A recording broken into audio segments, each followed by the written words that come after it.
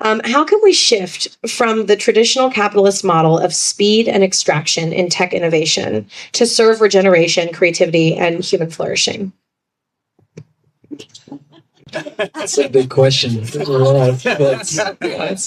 simple. Just yeah. No, thank you for that question. I think it's something that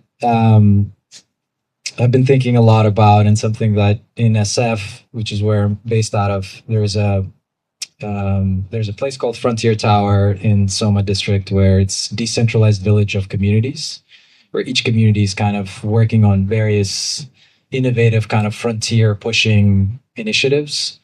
And the top floor of that building is called Flourishing Floor. And this is where kind of a lot of the work around these questions is really coming out. It's how do we actually really start to see at the dark side of capitalism, while recognizing all the beautiful things that we now have as a result of it, also recognizing the extraction theme that continues to kind of drive capitalism today, both when it comes to nature and environment, as well as humans.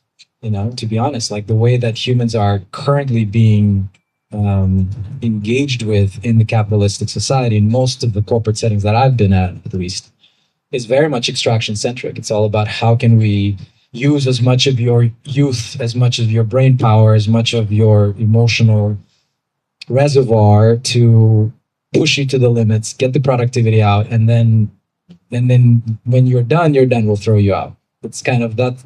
It's like that's the dark side. And so how do we look at regeneration broader into and bring it to the human potential and bring it to how we interact with each other? Do we have this sacred reciprocity that's very much in the indigenous wisdom in how we show up to each other, in how we show up to the resources that are keeping us alive today, to the resources that we are using to build something new, to how do we really heal all of these relationships that drive us, that nourishes us, that kind of makes this life what it is. And so, yeah, there's a lot to unpack there, and there's a lot of different sort of problems and challenges that we need to solve on this path. But I'm very much in the place of really looking deep into those avenues and creating pathways for us to start to build and redesign systems, really, around regenerations for humans, around regenerations around resources, and really treat everything as relatives, everything and everyone, all of life. We're all relatives. That's another indigenous wisdom truth that I very much live by. We're becoming one with technology.